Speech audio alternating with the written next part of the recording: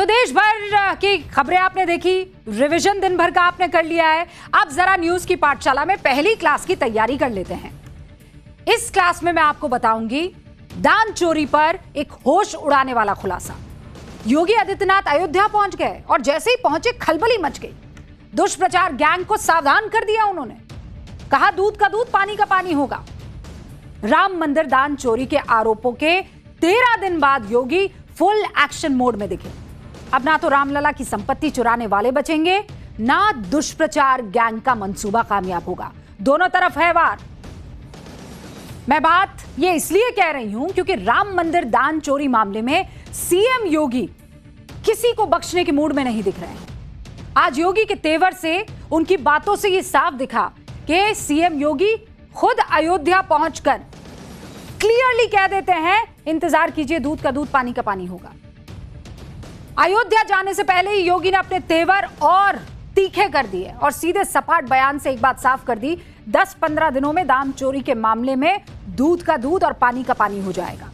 योगी ने और क्या कहा मैं आगे आपको बताऊंगी डिटेल में, लेकिन अभी देखिए कि जब योगी अयोध्या पहुंचे तो सबसे पहले उन्होंने रामलला के दर्शन पूजन किए। उसके बाद सीएम योगी के सामने दान चोरी के आरोपों से जुड़ी पीआईआर यानी primary investigation report, PIR primary investigation report रखी गई। यह रिपोर्ट उस एसआईटी ने तैयार की जिसे सीएम योगी ने इस मामले की जांच के लिए गठित किया था।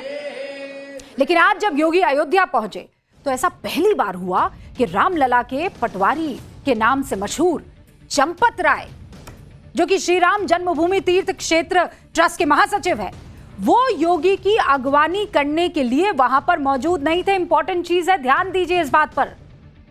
यह हर किसी के लिए हैरान करने वाली बात थी क्योंकि चंपत राय राम मंदिर के सबसे पावरफुल शख्स हैं। पूरे मंदिर की जिम्मेदारी किसी और के पास नहीं, उनके पास है। मंदिर में जब भी कोई वीआईपी मूवमेंट होता है, जब भी कोई वीआईपी दर्शन करने के लिए पहुंचता है, तो कौन वहां पर होते हैं? जोर से चंपत राय वहां पर मौजूद होते हैं। और इस बार क्या हुआ? मौजूद नहीं थे। क्यों मौजूद नहीं थे? क्यों? सूत्र हमें बता रहे हैं इसलिए क्योंकि उन्हें योगी से दूर रहने के लिए कहा गया। प्रशासन ने सीएम का जो प्रोटोकॉल लेटर है वो जारी किया और उसमें चंपत राय से अनुरोध किया कि योगी के राम मंदिर कार्यक्रम के लिए वो किसी और व्यक्ति को अपना प्रतिनिधि नामित करे और इसकी सूचना ड्यूटी मजिस्ट्रेट को दे। शायद इसीलिए चंपत राय सीएम के साथ वहां पर नजर नहीं आए, ये सूत्र हमें बता रहे हैं। आज योगी ने अयोध्या जाने से पहले दान चोरी के मामले में कई सदी और कई ऐसी बातें कही जिससे क्लियर हो गया कि आने वाले दिनों में जिन जिन ने रामलला का पैसा चुराया है, दान का पैसा चुराया है, वो हत्थे चढ़ेंगे। योगी ने दूध का दूध फिर कैरी और पानी का पानी करने का भरोसा दिया और राम भक्तों से मर्यादित रहने की अपील भी की। सीएम योगी ने दुष्प्रचार गैंग को वार्न किया, चेतावनी दी, सनातनियों को सावधान किया। योगी ने क्या कहा अब उससे सुनिए आप। ये लोग उपदेश देना बंद करें। एसआईटी गठित हुई है, दूध का दूध और पानी का पानी होगा। मेरी सभी संबंधित से यही अपील होगी, एसआईटी की रिपोर्ट आने तक कोई बयानबाजी कतई न करें। अगर कोई अपराधी है और कोई भी होगा, बचेगा नहीं, यह सुनिश्चित है। ये लोग क्या हमें बताएंगे जो लोग राम भक्तों को अपमानित करते थे? हम इन लोगों के बहकावे में ना आए, मेरी आप सबसे ये अपील है। अब योगी आदित्यनाथ की सरकार में मंदिर से अगर दान चोरी हुआ है तो भैया एक्शन मोड में तो आना पड़ेगा ना।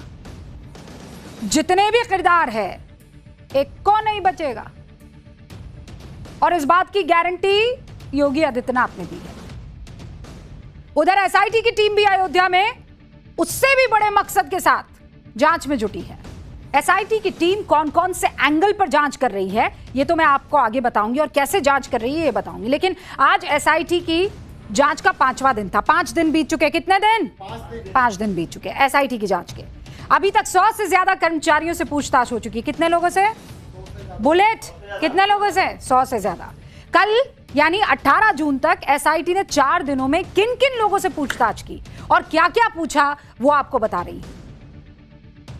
तो एसआईटी जांच का पहला दिन एसआईटी के मंदिर ट्रस्ट के महासचिव चंपत राय और आमंत्रित सदस्य गोपाल राव से पूरी पूछताछ हुई है। इस पूरे मामले की जानकारी ली डिटेल में। शक के दायरे में आने वाले 8 से 10 कर्मचारियों को ट्रस्ट के एक कमरे में बैठा दिया गया। सभी लोगों से 6 घंटे पूछताछ हुई है। दूसरे दिन टीम ने चंपत राय और गोपाल राव के पास जाकर पूछताछ की। 4-4 घंटे तक यह पूछताछ हुई है। फिर तीसरे दिन बैंक अधिकारियों को लाया गया। नोटों की गिनती से जुड़ी निजी एजेंसी के प्रतिनिधियों को बुलाया गया, उनसे पूछताछ की। और इस दौरान पिछले 11 महीने के बैंक स्टेटमेंट, वित्तीय रिकॉर्ड, ये सब खंगाले गए। फिर आता है कौन सा दिन? चौथा दिन। चौथे दिन मंदिर ट्रस्ट के सदस्य अनिल मिश्र से पूछताछ की जाती है। एसआईटी ने अनिल मिश्र से पूछा कि दान की गिनती के दौरान कहां रहते थे मिश्रा जी। यह भी पूछा कि दान की रकम के साथ ये जो आभूषण थे इसका लेखा जोखा कौन रख रहा था और कैसे रख रहा था। और इस दौरान अनिल मिश्रा ने जो कुछ भी बयान दिया उस सबको रिकॉर्ड कर दिया गया है, जो भी बयान दिया।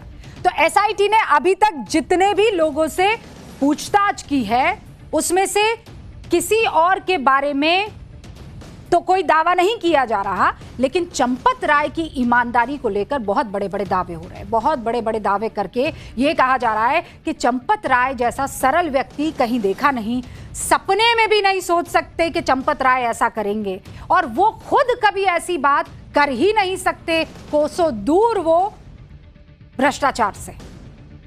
और ये कोई ऐसे ही नहीं कोई कह रहा है। अभी थोड़ी देर पहले हमने खुद श्री राम जन्मभूमि तीर्थ क्षेत्र ट्रस्ट के मंदिर निर्माण समिति के अध्यक्ष नृपेंद्र मिश्रा जी से एक्सक्लूसिव बातचीत की, और मैं चाहती हूं उस बातचीत को आप सुने। हमने उनसे सीधे तौर पर पूछा कि Champat Rai is the main figure, सारा ख्याल तो चंपत राय रख रहे थे, उनकी नाक के नीचे सब कुछ हो रहा था, उनका पूर्व जो ड्राइवर है उसके ऊपर आरोप लगाए, तो क्या चंपत राय को अपनी कुर्सी पर बने रहने का अधिकार है? उन्होंने क्या जवाब दिया आप खुद सुनिए। आप बहुत एक्सपीरियंस नौकरशाहों में से एक हैं और तेज तर्रार भी, मैं शब्द का इस्तेमाल कर रही हूं। क्या ये चीज पहले से एहसास में नहीं थी, या इसका पूर्वानुमान नहीं था कि अगर ऐसा इनफॉर्मल सिस्टम रहेगा तो फिर गड़बड़ी हो सकती है? प्रबंधन समिति का यह कार्य था उसमें सुधार हो। हाँ, इसमें कोई केंद्र का हस्तक्षेप किसी प्रकार का नहीं था। अच्छा, और जो नाम आ रहे हैं चंपत राय जी पर बड़े सारे आरोप लग रहे हैं, विपक्ष उनको कटघरे में खड़ा कर रहा है, उनकी निगरानी में, उनकी देखरेख में ये सब होना था। जहां तक चंपत राय जी के व्यक्तित्व का संबंध है, हाँ, मैं जिम्मेदारी के साथ कह सकता हूं कि वह, उनका संस्कार जो उन्होंने जीवन काल बिताया है पिछले 36-37 साल के, और जिस संगठन से वो आते हैं, तो वह व्यक्तित्व अपने में निष्ठावान तो एक प्रारंभिक शब्द है। पर नृपेंद्र जी, उनके ड्राइवर पर आरोप लग रहे हैं। उनका जीवन बहुत सादा है, हाँ, सादगी जीवन है, लेकिन उनके ड्राइवर पर आरोप लग रहे हैं नृपेंद्र जी कि उन्होंने बहुत बड़ा गबन किया है। आपने बहुत सही कहा, यही तो विश्वास है, यही तो कमी हो गई। पर इसकी जिम्मेदारी कोई तो लेगा नृपेंद्र जी। मतलब ये छोटा मोटा मंदिर नहीं है, ये देश की सबसे लंबी लड़ाई के बाद जो मरकज बना, हिंदुओं का सेंटर बना, प्रभु राम का मंदिर, ये तो बहुत बड़ी चोट हो गई है ना। ये चोरी नहीं, आप ही ने कहा है, ये तो डाका है सबसे बड़ा। जी हाँ, बिल्कुल है। मैं इस शब्द को जानते हुए कि इसकी आलोचना होगी मैंने इस्तेमाल किया है, और उसका कारण यही है जो आपने अभी जो महत्व की बातें बताई, उस कारण से मैंने एक तरीके से इमोशनल होकर शब्द इस्तेमाल किया है। क्या आप ये नहीं मानते हैं कि जिम्मेदारियों को, जैसा आरोप लगा रहे हैं विपक्ष की तरफ से, कि ये सबसे बड़ा ब्लॉट है, क्योंकि राम मंदिर ही सबसे पावरफुल चीज थी जो सरकार को दोबारा सत्ता में लेकर आई, ये सरकार पर, उसके कामकाज पर भी एक बड़ा ब्लॉट है। ये दो चीजें बिल्कुल संबंधित नहीं है। एक तो सरकार पे ब्लॉट का कोई प्रश्न ही नहीं है।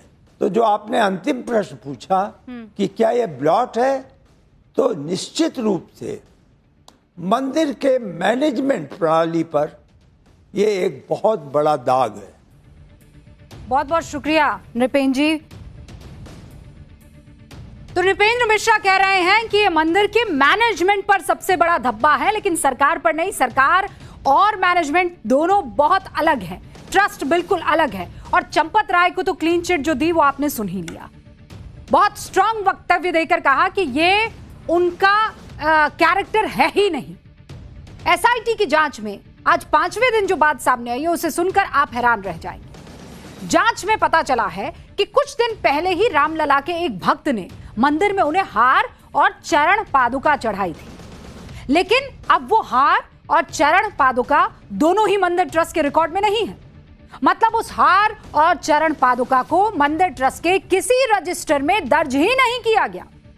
जब एसआईटी की टीम ने हार और चरण पादुका के बारे में खोजबीन की कि टिन्नू यादव का नाम फिर सामने आ ही जाना था, और आ भी गया।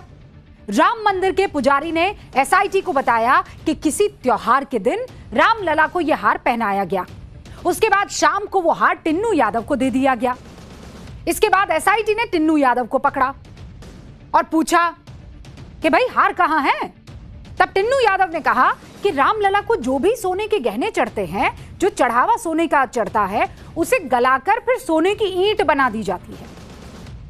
अब एसआईटी ने मंदिर के दूसरे कर्मचारियों को बुलाया कि ये जो कह रहा है ये सच कह रहा है कि झूठ कह रहा है। और जब उनको बुलाकर पूछा कि भाई वो हार कहां है, क्या उसको गलाकर ईंट बना दी, तो कर्मचारियों ने बताया कि ऐसा तो कुछ भी रिकॉर्ड में है ही नहीं। हार को गलाकर ईंट बनाई गई है, ऐसा कभी कहीं हुआ ही नहीं है, ऐसा कोई रिकॉर्ड ही नहीं है। अब आप सोचिए, ये तो ताजा मामला था और कुछ ही दिन पहले का मामला था। रामलला को हार चढ़ाया गया था और इसीलिए ये गड़बड़ी पकड़ी गई। वो सीसीटीवी है ना, उसमें भी जो कुछ भी रिकॉर्ड होता है वो 40 ही दिन तक रहता है, तो ये पकड़ में आ गया। बाकी तो न जाने क्या क्या गया होगा, कहां कहां गया होगा, किसी को पता है? आपको और मुझे पता है? ऐसे न जाने कितने सोने चांदी के आभूषण रहे होंगे जो रामलला को चढ़ाए गए होंगे और बाद में उसका ना आता होगा ना पता होगा। बड़े बड़े मकान बन गए होंगे, बड़ी बड़ी गाड़ियां आ गई होगी, पता नहीं कहां कहां जमीनें खरीद ली होंगी, क्योंकि मंदिर ट्रस्ट के रिकॉर्ड में उन गहनों के बारे में कुछ दर्ज ही नहीं है। अब आप देखिए कि राम मंदिर को पिछले 11 महीने में 83 करोड़ का चढ़ावा मिला है। 83 करोड़, कितने करोड़ का? 83 का। ध्यान दीजिए भाई, कोई अटेंटिव अगर नहीं हुआ ना क्लास में मुश्किल हो जाएगी। 11 महीने में 83 करोड़ का चढ़ावा मिला है राम मंदिर को, प्रभु राम को। इसमें से कितनी रकम किस तरह से चढ़ाई गई वो मैं आपको अब जरा बोर्ड बाबू के पास जाती हूं और बताती हूं। चलिए भाई। हाँ मैडम, पहले करेंगे प्रणाम बोर्ड बाबू को ताकि ये ठीक से चले और उसके बाद आपको बताएंगे कि क्या क्या गड़बड़ी हुई है। हाँ भाई, सबसे पहले दान पेटी 55 करोड़ ये दान आया, ठीक है। कैश कितना आया भाई? 19 करोड़। ऑनलाइन डोनेशन का भी प्रबंध है, लगभग 8 करोड़। विदेश से जो लोग आते हैं या विदेश में जो लोग मौजूद हैं उन्होंने भी दान दिया, विदेशी दान। कितना? 78 लाख।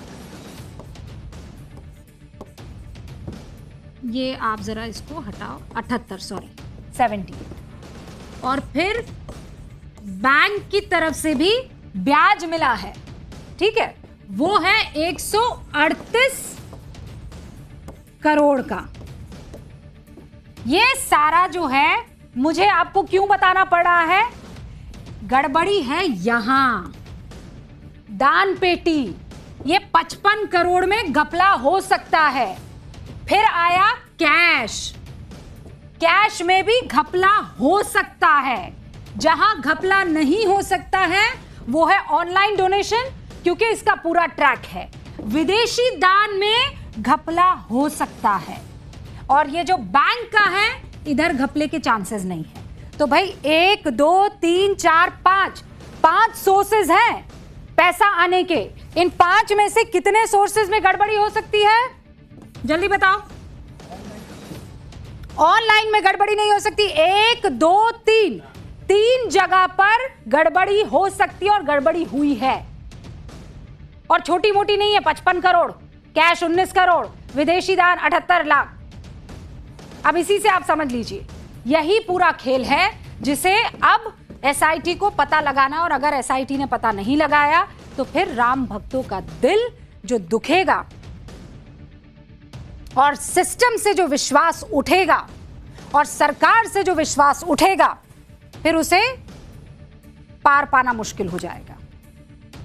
और इसीलिए ये बहुत जरूरी है कि जो योगी कह रहे हैं ना, दूध का दूध पानी का पानी 15 दिन में हो जाए। अब बढ़ते हैं आगे। अब आएंगे हम मौलाना नौमानी का चैप्टर लेकर। मौलाना साहब आज क्यों याद आए हैं रुबिका लियाकत को, मैडम जी को? इसलिए क्योंकि मौलाना साहब ने जो उन्हें करना चाहिए था वो नहीं किया, और जो उन्हें नहीं करना चाहिए था वो कर दिया। समझे? अभी समझा देते हैं। हिंदू